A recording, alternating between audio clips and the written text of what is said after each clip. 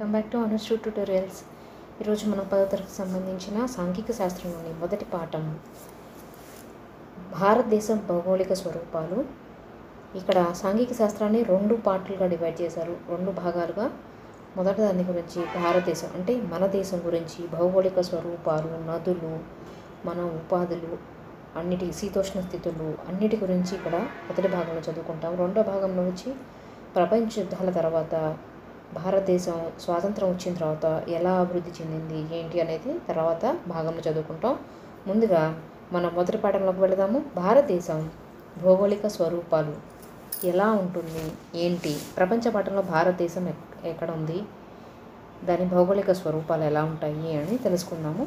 ఈ అధ్యాయంలో భౌగోళిక స్వరూపాలు అంటే ఏంటి, శీతోష్ణ స్థితులు ఎలా ఉంటాయి, నదులు, నీటి వనరులు, ప్రజలు మొదలైన అంశాలు భౌతిక పరిసరాలతో ఏ విధంగా అనుబంధాన్ని కలిగి ఉంటాయో అధ్యయనం చేద్దాం. దేశంలో మీకు చూడాలని ఉన్న 2 ప్రాంతాల కారణాలు చెప్పండి. చూడండి, ఇదిగోండి మనకి స్కూల్లో ఉండే అట్లాస్ మీద ఇది చూడండి. మన భారతదేశం ఎక్కడ ఉంది అంటే ఈ భాగమే భారతదేశం ప్రపంచ పటంలో మనది.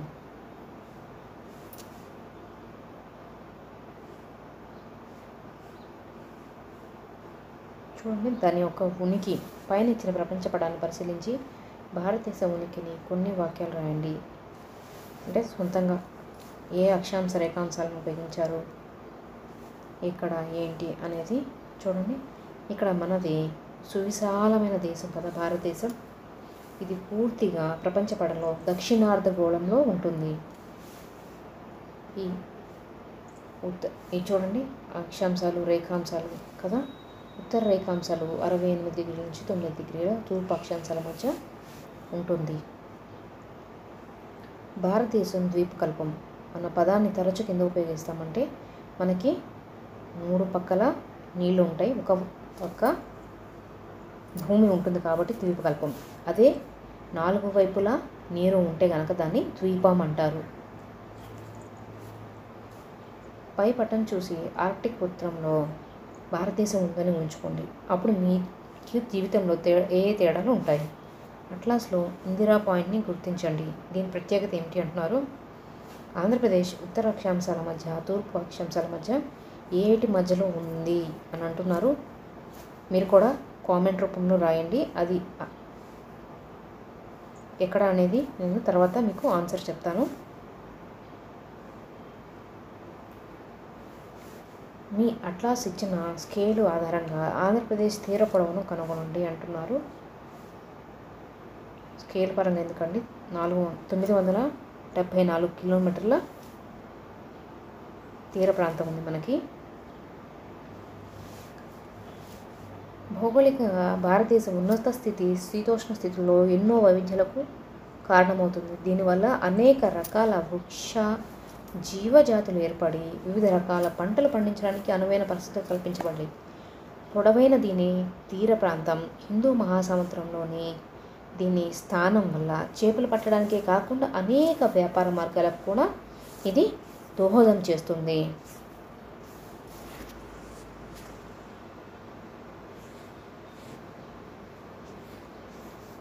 ఇక్కడ చూడండి, కాలం, స్థలం అనే అంశాలు మీరు ప్రీవియస్ క్లాస్లో అంటే 9th క్లాస్లో చదువుకుని ఉంటారు కదా.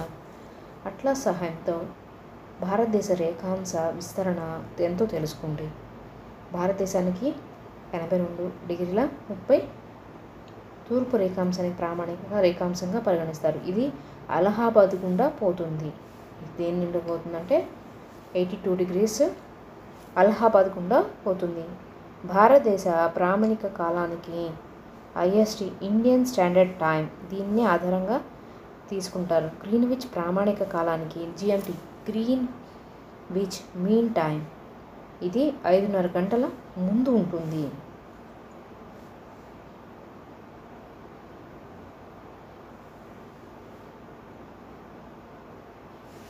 చూడండి, పక్కన ఇచ్చిన పరిశీలనలో అహ్మదాబాదు, ఇంఫాల్లో సూర్యోదయ సూర్యాస్త సమయం తెలిపేవి ఏవి అంటున్నారు.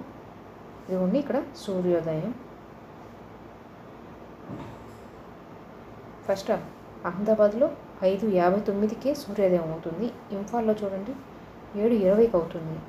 సూర్యాస్తమయం 4:30కి, ఇక్కడ 6:05కి.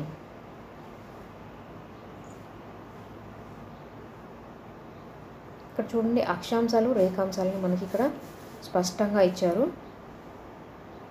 చూడండి మనకి ISDG అంటే ఇండియన్ స్టాండర్డ్ టైం ఎక్కడ మనకి ఇందాక ఇచ్చారు కదా, పాస్ అవుతుంది ఎక్కడి నుంచి అనేది 82 degrees 30 ఉంది కదా, ఇది ఇండియన్ స్టాండర్డ్ టైమ్స్. తర్వాత ఇది భూగర్భ నేపథ్యం ఎలా ఉంటుంది మనకి, మన భారతదేశంలో భూగర్భ నేపథ్యం ఎలా ఉంటుందంటే గోండ్వానా భూమిలో భాగంగా భూగర్భ నిర్మాణాలు, శిలా శైథిల్యం, క్రమక్షయం, నిక్షేపణం వంటి ప్రక్రియల వల్ల భారతదేశం భూభాగం నేలలు ఏర్పడాయి. లక్షల సంవత్సరాల నుండి ఈ అంశాలు నేడు మనం చూస్తున్న భౌతిక స్వరూపాన్ని ఏర్పరిచి మారుస్తూ వచ్చాయి. ప్రపంచ ఈ భూభాగం అంతా 2 ప్రధాన భూఖండాల నుండి ఏర్పడ్డాయి.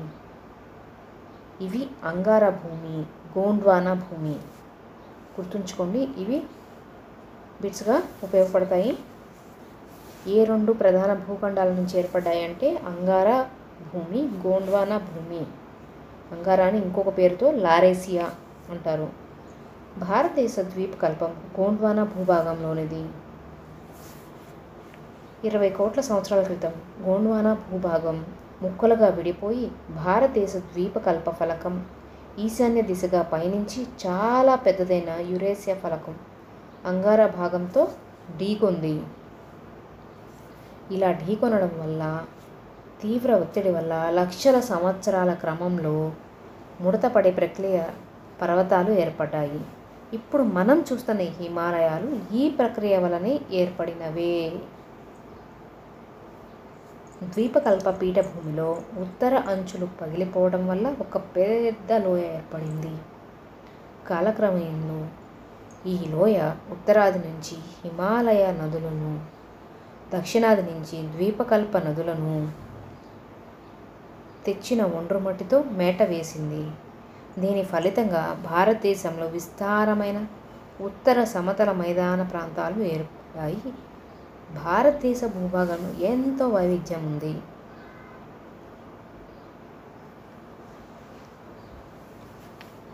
హిమాలయాలు ఎన్ని కోట్ల సంవత్సరాలు ఏర్పడగా వేట సేకరణపై ఆధారపడిన తొలి మానవులు లక్షల సంవత్సరాల క్రితం భూమి మీద ఆవిర్భవించారు అంటున్నారు. ఇది 20 కోట్ల సంవత్సరాల క్రితం అండి. భూ ఉపరితలంపై ద్వీపకల్ప పీఠభూమి ఎంతో పురాతనమైనది అన్నమాట. చూడండి, ఇదిగోండి శాటిలైట్స్ ద్వారా తీసిన పిక్చర్స్లో ఎలా ఉన్నాయో అన్నీ. థార్ ఎడారి, ఉత్తర మైదానం అంతా చూడండి ఎంత బాగుందో చక్కగా చూడడానికి శాటిలైట్ నుంచి. ముఖ్యమైన భౌగోళిక స్వరూపాలు గుర్తుంచుకోండి, ఇంపార్టెంట్ అన్నమాట. మన భారతదేశానికి భౌగోళిక స్వరూపాలుగా 6 ఉన్నాయి. ఏవేంటి అంటే మొదటగా హిమాలయాలు, 2 గంగా సింధు నది మైదానం, ద్వీపకల్ప పీఠభూమి, తీర ప్రాంత మైదానాలు, ఎడారి ప్రాంతం, దీవులు. వీటి గురించి ముందు తెలుసుకుందాం, ఒకదానికి ఒకటి తెలుసుకుంటూ వెళ్దామండి. తర్వాత ఏంటి అంటే హిమాలయాలు. మొదటగా హిమాలయాలు, హిమము అంటేనే తెలుసు కదా, మంచుతో కప్పబడి ఉన్న హిమాలయాలని తెలుసుకోబోతున్నప్పుడు, హిమాలయ పర్వతాలు ఒక చాపం వలె పడమర నుంచి తూర్పుకి 2400 కిలోమీటర్ల పొడవున విస్తరించి ఉన్నాయి. హిమాలయ పర్వతాలు ఎన్ని వందల కిలోమీటర్లు విస్తరించి ఉన్నాయంటే 2400 కిలోమీటర్లు. ఇవి పశ్చిమ ప్రాంతంలో 500 కిలోమీటర్ల వెడల్పు ఉండగా మధ్య తూర్పు ప్రాంతాలలో 200 కిలోమీటర్ల వెడల్పుతో ఉంటాయి. అంటే పశ్చిమ ప్రాంతంలోనే వెడల్పు ఎక్కువగా ఉంటాయి. విభిన్న ప్రాంతాలలో పర్వత ఎత్తుల్లో కూడా వ్యత్యాసాలు ఉన్నాయి. హిమాలయాలు సమాంతరంగా ఉండే 3 పర్వత శ్రేణులు ఉన్నాయి. ఎత్తైన లోయలు, విశాలమైన పీఠభూములు. ఈ పర్వత శ్రేణులు వేరు చేయబడింది. అన్నిటికంటే ఉత్తరాన ఉన్న పర్వత శ్రేణిని ఉన్నత హిమాలయాలు లేదా హిమాద్రి అంటారు. అన్నిటికన్నా ఎత్తుగా ఉన్న వాటిని ఉన్నత హిమాలయాలు లేదా హిమాద్రి అంటారు. ఈ శ్రేణి అవిచ్ఛిన్నంగా ఉంటూ పర్వతాల సగటు ఎత్తు సముద్రం నుండి 6100 కిలోమీటర్లు 6100 మీటర్లు ఉంటుంది. హిమాద్రి శ్రేణి మంచుతో కప్పబడి ఉంటుంది. ఇక్కడ మీకు హిమానీ నదాలు కూడా కనపడతాయి. మంచు పేరుకోవడం, హిమానదాలు కదలడం వంటి వార్షిక చక్రం ద్వారా జీవనదులకు నీటిని అందిస్తూ ఉంటాయి. హిమాద్రికి దక్షిణాన ఉన్న పర్వత శ్రేణిని నిమ్న హిమాలయాలు అంటారు. ఎగువన ఉన్న వాటిని ఉన్నత హిమాలయాలు లేదా హిమాద్రి అంటారు. అలా కాకుండా దక్షిణాద్రి ఉన్న వాటిని నిమ్న హిమాలయాలు అంటారు. ఈ శ్రేణి బాగా ఎగుడు దిగుడులతో ఉంటుంది. ఇక్కడ ఒత్తిడికి గురైన రాళ్ళు కూడా ఉంటాయండోయ్. ఇవి ఎత్తు ఇక్కడ ఇందాక 6100 మీటర్లు ఉన్నాయి కదా ఉన్నత హిమాలయాల్లో. ఈ నిమ్న హిమాలయాలకు వచ్చేసప్పటికి 3700 నుంచి 4500 మీటర్ల ఎత్తు మధ్యలో ఉంటూ ఉంటాయి. ఈ శ్రేణిలో పిర్ పంజాల్, మహాభారత పర్వత శ్రేణులు ముఖ్యమైనవి అన్నమాట. నిమ్న హిమాలయాల్లో పిర్ పంజాల్, మహాభారత పర్వత శ్రేణులు కూడా ముఖ్యమైనవి. అలాగే ఇంకొక మరి ముఖ్యమైనవి ఉన్నాయండి. నిమ్న హిమాలయ శ్రేణిలో ప్రఖ్యాతిగాంచిన కాశ్మీర్, హిమాచల్ ప్రదేశ్లోని కంగ్రా, కులు లోయలు ఉన్నాయి. అలాగే సిమ్లా, ముస్సోరి, నైనితాల్, రాణిఖేత్ వంటి వేసవి విడిది ప్రాంతాలు కూడా సతత హరిత అరణ్యాలకు ఈ శ్రేణి ప్రఖ్యాతిగాంచింది. ఏ శ్రేణి అంటే నిమ్న హిమాలయ శ్రేణి ప్రఖ్యాతిగాంచింది అనమాట.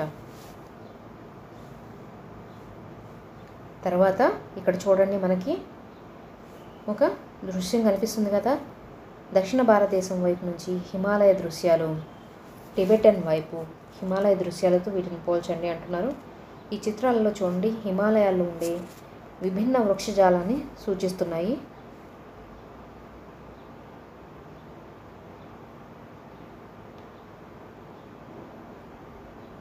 ఇక్కడ చూడండి, కింద పర్వతాలు 5 వివిధ స్థాయిల్లో ఎత్తులతో విభజించబడున్నాయి.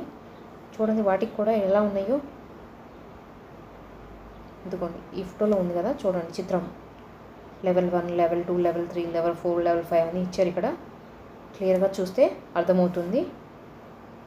లెవెల్ 1లో వృక్షాలు లేవు, లెవెల్ 2లో ఓన్లీ గడ్డి మాత్రమే ఉంది, లెవెల్ 3లో శృంగకార చెట్లు ఉన్నాయి, లెవెల్ 4లో వచ్చి వెడల్పాటి ఆకులు గల చెట్లు ఉన్నాయి, 5లో చిత్తడి అడవులు ఉన్నాయి. అలా రకరకాలుగా ఉన్నాయండి.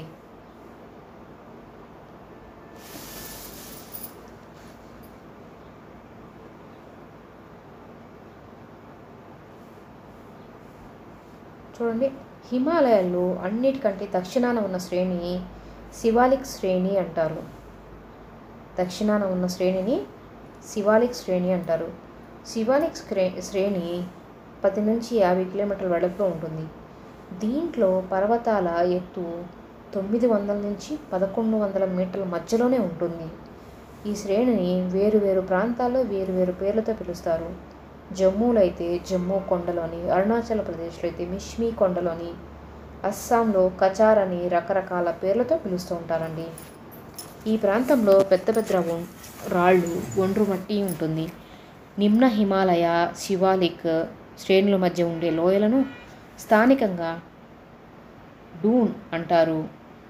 వీటిలో కొన్ని ప్రసిద్ధిగాంచిన డూన్లు ఏంటి అంటే డెహ్రాడూన్, కోట్లీ డూన్, పాట్లీ డూన్ మొదలైనవి. హిమాలయాలకు తూర్పు వైపున సరిహద్దుగా బ్రహ్మపుత్ర లోయ ఉంది. అరుణాచల్ ప్రదేశ్లోని దిహాంగ్ లోయ తరువాత హిమాలయాలు జడపిన్ను వంపు అంటే హెయిర్ పిన్ బెండ్ ఎలా అవుతుందో అలా అన్నమాట తీసుకొని దక్షిణానికి తిరిగి ఈశాన్య రాష్ట్రాలన్నింటిలోనూ విస్తరించి ఉన్నాయి. భారతదేశానికి ఇక్కడ తూర్పు సరిహద్దుగా కూడా హిమాలయాలు ఉన్నాయి. ఈ పర్వతాలను పూర్వాంచల్ అంటారు. తూర్పు సరిహద్దుగా ఉన్న పర్వతాలను ఏమంటారంటే పూర్వాంచల్ అంటారు. ఇవి అవక్షేప శిలలతోనూ ఇసుకతోనూ ఏర్పడినవి.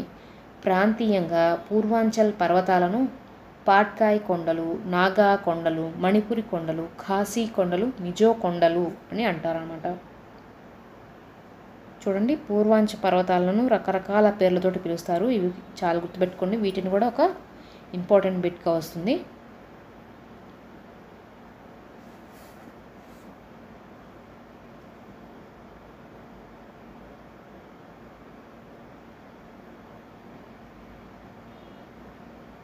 హిమాలయాల వల్ల శీతోష్ణ స్థితి అనేక విధాలుగా ప్రభావితమవుతుంది.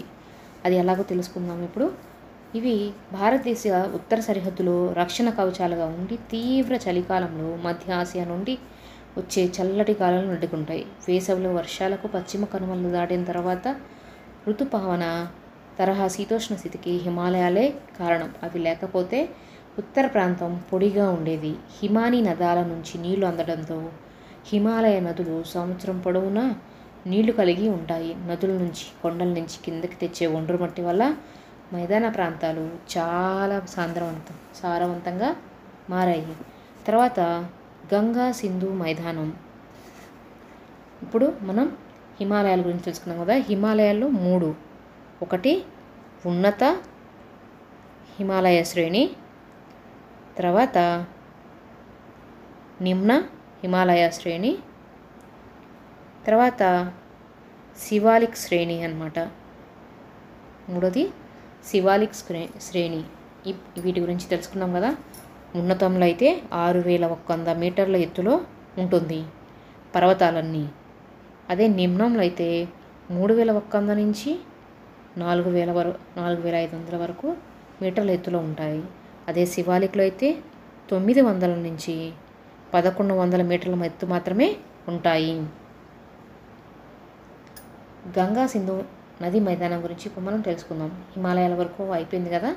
హిమాలయ నదులైన గంగా, సింధు, బ్రహ్మపుత్ర నదులు వాటి ఉపనదుల వల్ల విశాల ఉత్తర మైదానం ఏర్పడింది. మొదట్లో 2 కోట్ల సంవత్సరాల క్రితం అతి తక్కువ లోతు ఉన్న పళ్ళెం మాదిరి ఉండేది. హిమాలయాల నుంచి వచ్చే నదులు తెచ్చిన రకరకాల ఒండ్రుమట్టి వల్ల ఇది క్రమేపీ పూడుకుంటూ వచ్చింది. భారతదేశంలోని గంగా సింధు నది మైదానాన్ని ప్రధానంగా 3 భాగాలుగా విభజించవచ్చు: పశ్చిమ భాగం, మధ్య భాగం, తూర్పు భాగం. అవేంటో తెలుసుకుందాం ఇప్పుడు. చూడండి, ఇక్కడ ఇచ్చిన చిత్రంలో హిమాలయాల నుంచి ఒండ్రుమట్టి వచ్చి చేరుతూ ఎలా ఎలా ఎలా అయిపోయిందో చూడండి. పశ్చిమ భాగం హిమాలయాల నుంచి ప్రవహించే సింధు నది, దాని ఉపనదులైన జీలం, చీనా, రావి, బియాస్, సట్లెజ్ ఏర్పడింది. సింధు నది పరివాహక ప్రాంతం అధిక భాగం పాకిస్తాన్లో ఉంది. కొంత భాగం మాత్రమే ఉన్న పంజాబ్, హర్యానా మైదానాలలో ఉంది. ఈ ప్రాంతంలో సారవంతమైన అంతర్వేదులు అత్యధికంగా ఉన్నాయి. 2 నదులు మధ్య ప్రాంతాన్ని అంతర్వేది అంటారు. అంతర్వేది అంటే 2 నదుల మధ్యన ఉండే ప్రాంతాన్ని అంతర్వేది అంటారు. ఏ రెండింటి మధ్య ఉంది అంటే సింధు నది.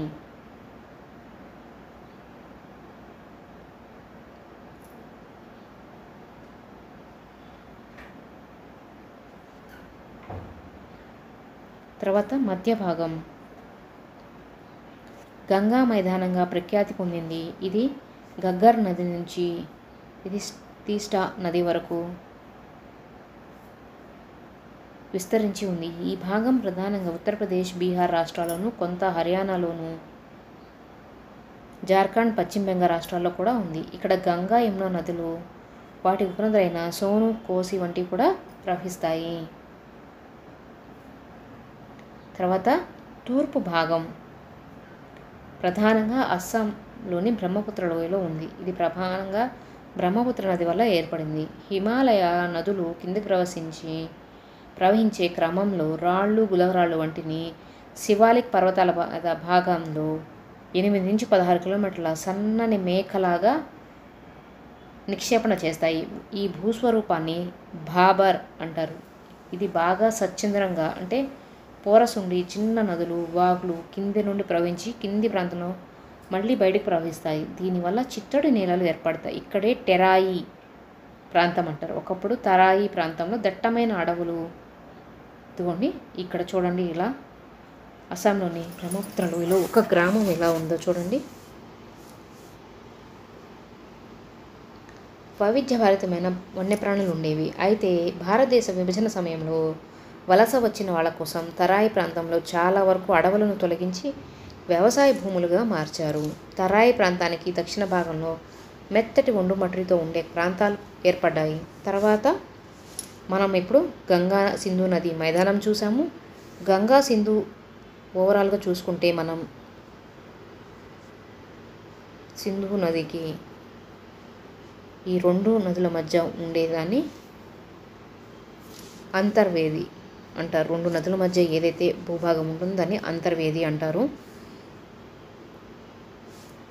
ఈ సింధు నదికి చీనా, సట్లెజ్, బియాస్ అనేవి ఉపనదులుగా ఉన్నాయి. గంగా నది మూడుగా, అవి ఏంటంటే మధ్య భాగం, తూర్పు భాగం, పశ్చిమ భాగం అని 3 భాగాలకు విభజించి జరుగుతుంది. తర్వాత ద్వీపకల్ప పీఠభూమి. భారతదేశ పీఠభూమిని 3 వైపులా సముద్రాలు ఉన్నాయి కాబట్టి దీన్ని మనం ముందే చెప్పుకున్నాం కదండి. ద్వీపకల్పం అంటే ఏంటి, ద్వీపం అంటే ఏంటి. ద్వీపకల్పం ఏంటంటే 3 వైపులా సముద్రాలు ఉండి, అంటే 3 వైపులా నీరు ఉండి ఒకవైపు భూమి ఉంటే దాన్ని ద్వీపకల్పం అంటారు. అలాగే 4 వైపులా నీరు ఉండి మధ్యలో మాత్రం భూమి ఉంటే దాన్ని ద్వీపం అంటారు. మన భారతదేశం ద్వీపకల్పం. ఇక్కడ ప్రధానంగా పురాతన స్ఫటికాకార కఠినమైన అగ్నిశిలలు, రూపాంతర శిలలు కూడా ఉంటాయి. భారత పీఠభూమిలో లోహ, అలోహ ఖనిజ వనరులు పెద్ద మొత్తంలో ఉన్నాయి. చుట్టూ గుండ్రటి కొండలతో తక్కువ లోతుతో ఉండే వెడల్పైన లోయలు కూడా ఉన్నాయి. ఈ పీఠభూమి తూర్పు వైపు కొద్దిగా వాలి ఉంటుంది. పడమరకు అంచుగా పడమటి కనుమలు, తూర్పు అంచుగా తూర్పు కనుమలు. ఈ పీఠభూమి దక్షిణ అంచుగా కన్యాకుమారి ఉంది. ద్వీపకల్ప పీఠభూమి ప్రధానంగా 2గా విభజించారు. అవి ఏంటంటే మధ్య ఉన్నత భూములు, దక్కన్ పీఠభూమి, మాల్వా పీఠభూమి అంటారు దాన్ని. ఇంకొకటి దక్కన్ పీఠభూమి. భారతదేశిక భౌతిక పటంలో గంగా మైదానానికి దక్షిణాన, నర్మదా నదికి ఉత్తరాన ఉన్న మధ్య ఉన్నత భూములను గుర్తించారు. ఇక్కడ పశ్చిమం వైపు నుండే మాల్వా పీఠభూమి, తూర్పు వైపున ఛోటా నాగ్పూర్ పీఠభూమి యొక్క ముఖ్యమైన పీఠభూములు. గంగా మైదానంతో పోలిస్తే పీఠభూమి ప్రాంతం పొడిగా ఉంటుంది. ఇక్కడ నదులు జీవనదులు కావు. 2వ పంటకు సాగునీటి కోసం చెరువులు, బోరు బావులపై ఆధారపడాల్సి వస్తుంది. మధ్య ఉన్నత భూములలో ఉత్తరంగా ప్రవహించే నదులను ఛోటా నాగపూర్ పీఠభూమిలో ఖనిజ వనరులు సమృద్ధిగా ఉన్నాయి. నర్మదా నది దక్షిణాన ఉన్న త్రిభుజాకార ప్రాంతాన్ని దక్కన్ పీఠభూమి అంటారు. సాత్పురా పర్వతాలు దక్కన్ పీఠభూమికి ఉత్తర సరిహద్దుగా ఉన్నాయి. మహదేవ్, కైమూర్, మైకాల్ శ్రేణిలో కొంత తూర్పు అంచుగా ఉన్నాయి. దక్కన్ పీఠభూమికి పశ్చిమ కనుమలు పశ్చిమ సరిహద్దుగా ఉన్నాయి. ఇక్కడ కింద చూడండి పటాన్ని ఇచ్చారు. పశ్చిమ కనుమలు ఎలా, తూర్పు కనుమలు ఎలా, మధ్యలో డక్కన్ పీఠభూమి ఎలా ఉంది అనేది. అరేబియా మహాసముద్రం చూడండి, ఒకవైపు బంగాళాఖాతం, ఒకవైపు అరేబియా సముద్రం ఉంది, మధ్యలో పీఠభూమి.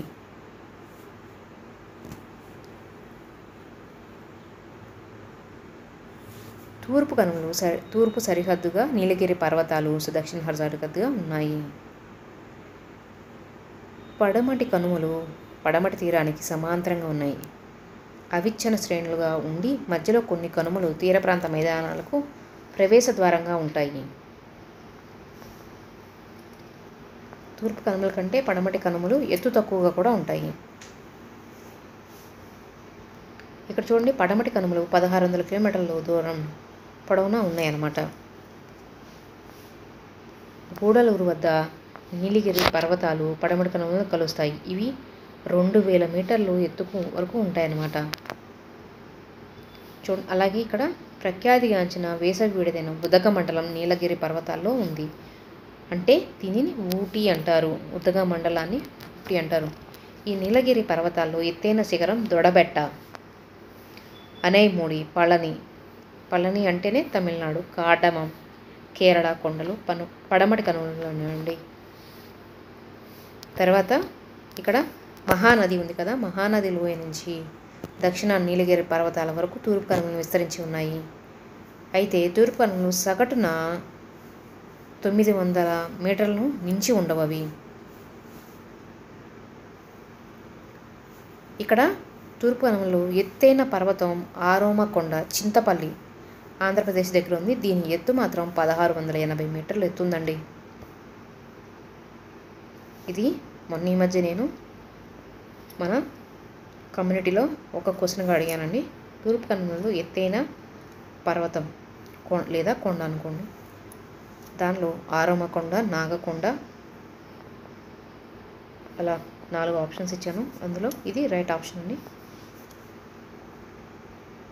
నల్లమల్ల, వెలికొండ, పాలకొండ, శేషాచలం వంటివి తూర్పు కనుమలలోని భాగాలు. తూర్పు కనుమలలోని భాగాలు ఏంటి అంటే నల్లమల, వెలికొండ, పాలకొండ, శేషాచలం వంటి అడవులు ఇవన్నీ కూడా తూర్పు కనుమలలోని భాగాలు. అగ్నిపర్వత ప్రక్రియల వల్ల ఏర్పడిన నల్లరేగడి నేలలు ద్వీపకల్ప భూమిలో చెప్పుకోదగ్గ అంశం అంటే బ్లాక్ సాయిల్.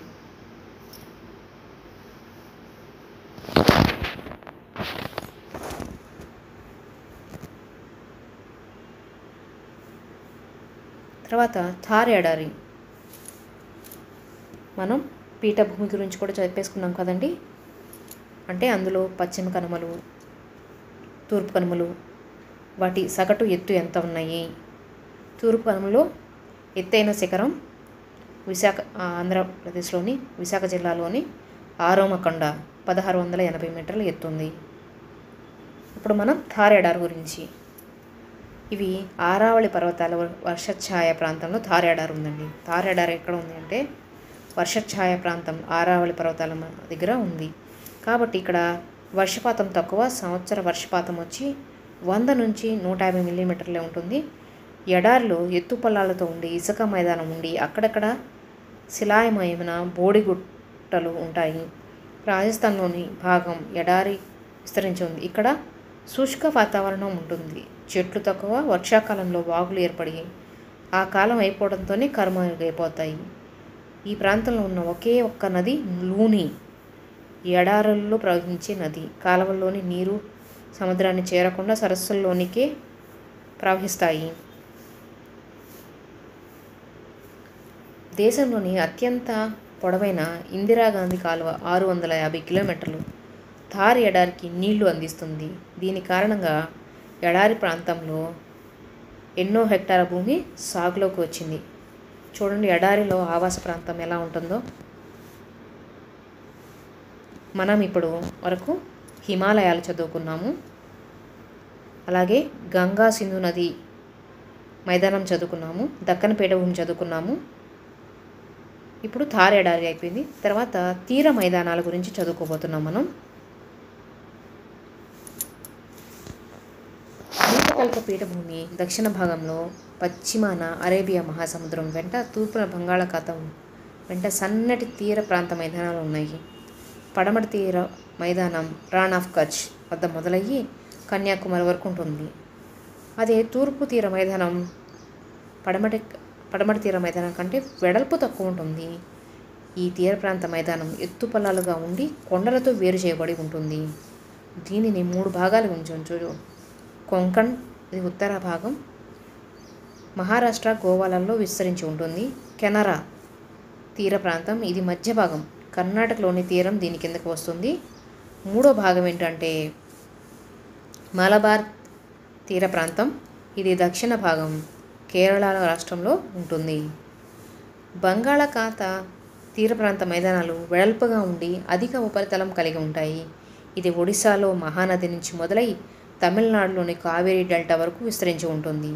మహానది, గోదావరి, కృష్ణ, కావేరీ నదులతో ఏర్పడిన ఈ మైదాన ప్రాంతాలు చాలా సారవంతమైనవి. ఈ తీర ప్రాంత మైదానాలను స్థానికంగా వివిధ పేర్లతో పిలుస్తారు. ఉత్కల్ తీరం ఒడిశా వాళ్ళు పిలుస్తారు, సర్కార్ తీరం అని ఆంధ్రప్రదేశ్ వాళ్ళు, కోరమండల్ తీరం అని తమిళనాడు. గంగా సింధు మైదానాల మాదిరి ఈ డెల్టా ప్రాంతాలు కూడా వ్యవసాయ పరంగా అభివృద్ధి చెందాయి. కోస్తా ప్రాంతంలో చేపల వనరులుగా సమృద్ధిగా ఉన్నాయి. ఒడిశాలోని చిల్కా సరస్సు, ఆంధ్రప్రదేశ్లోని కొల్లేరు, పులికాట్ చెరువులు తీర ప్రాంత మైదానంలో ముఖ్యమైన భౌగోళిక అంశాలు. తర్వాత మనం నేర్చుకోవాల్సింది దీవులు. భారతదేశంలోని 2 ద్వీప సమూహాలు ఉన్నాయి. బంగాళాఖాతంలోని అండమాన్ నికోబార్ దీవులు, అరేబియా సముద్రంలోని లక్షద్వీపులు. మయన్మార్ కొండలు ఆర్కన్యూమా నుంచి మొదలుకొని సముద్రంలో మునిగిన పర్వతాలలో సముద్రం నుంచి పైకొచ్చిన శిఖర ప్రాంతాలే అండమాన్ నికోబార్ దీవులు. ఈ దీవులలోని నార్కోడామ్, బారెన్ దీవులు అగ్నిపర్వతాల వల్ల ఏర్పడ్డాయి. ఇది చూడండి, ఇక్కడ అండమాన్ నికోబార్లో నివసించే ఈ ఒక పక్షి.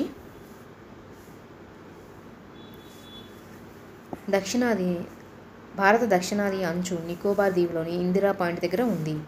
2004 సంభవించిన సునామీలో ఇది ముంపునకు గురైంది. లక్షద్వీప దీవులు ప్రవాళ భిత్తికల అంటే కోరల్ నుండి ఏర్పడ్డాయి. వీటి భౌగోళిక విస్తీర్ణం 32 చదరపు కిలోమీటర్లు. ఇక్కడ ఉండే రకరకాల వృక్ష జీవజాతులకు ఈ ద్వీప సమూహం ప్రఖ్యాతిగాంచింది. భారతీయులు నివసించే ఈ భూభాగంలో భౌగోళిక స్వరూపాలతో ఎంతో వైవిధ్యత ఉంది. కొన్ని ప్రాంతాలు హిమాలయాల నుంచి ప్రవహించే ఉత్తుంగ నదులతో సాగుబడి చేయగా, మరికొన్ని పశ్చిమ కనుమలు అక్కడి అడవుల్లో పుట్టిన వర్షాధార నదులతో సాగుబడి చేయబడుతున్నాయి. అనేక ప్రాంతాలు నదీ లోయ మైదానాలతో ఉండగా మరికొన్ని కొండలలో ఉన్నాయి. చూడండి, నీటిలోనే కోరల్ రీఫ్ అంటే ఇది చూడండి, పగడపు గట్టు అంటున్నారు, ఇలా ఉంటుంది.